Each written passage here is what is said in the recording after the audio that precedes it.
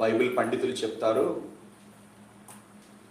యేసుక్రీస్తు జన్మిస్తాడని, యేసుక్రీస్తు పుడతారని, ఆయన కన్య ద్వారా పుడతాడని, పెళ్లి కానిటువంటి అమ్మాయి ద్వారా పుడతాడని ఆ రోజుల ప్రవచనాలు మారుమ్రోగుతూ ఉంటే, ప్రవచనాలు ఎత్తి చెప్తా ఉంటే ప్రవక్తలు, చాలామంది అమ్మాయిలగా, చాలామంది పెళ్లి కాని అమ్మాయిలు నేను పెళ్లి చేసుకోను, నేను పెళ్లి చేసుకోను, నేను పెళ్లి చేసుకోను. ఎందుకనంటే నా ప్రభు నా ద్వారానే పుట్టాలి, నా యేసయ్య నా ద్వారానే పుట్టాలి, మెస్సియా నా ద్వారానే జన్మించాలి, లోకానికి రక్షకుడిని నేనే అందియాలి, లోకానికి రక్షకుడిని నేనే కనాలి అని చాలా మంది యవనస్తులైన ఆడపిల్లలంట పెళ్లి చేసుకోకుండానే అలానే వారి జీవితాలు సమర్పించారంట.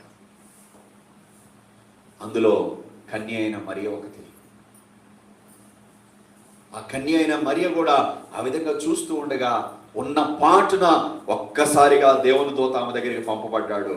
దేవుని దూత వచ్చి, ఓ మరియా నీకు శుభం, దయాప్రాప్తురాలా అని మాట్లాడుతున్నప్పుడు, ఏంటి శుభవచనం అని అడుగుతున్నప్పుడు చెప్తున్నాడు దూత, నువ్వు ఒక కుమారుని కనబోతున్నావు, ఆయన దేవుని కుమారుడు అనబడతాడు, అతడు పరిశుద్ధుడు, దేవుని కుమారుడు అనబడతాడు.